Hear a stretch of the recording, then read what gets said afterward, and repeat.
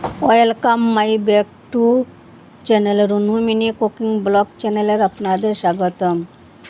আজকে আলু করলা ভাজি করে নিব নতুন ডিজাইনে। পুরোটা ভিডিও দেখবেন। কাঁচামরিচ পেঁয়াজ দিয়ে ভাজা করে নিয়েছি।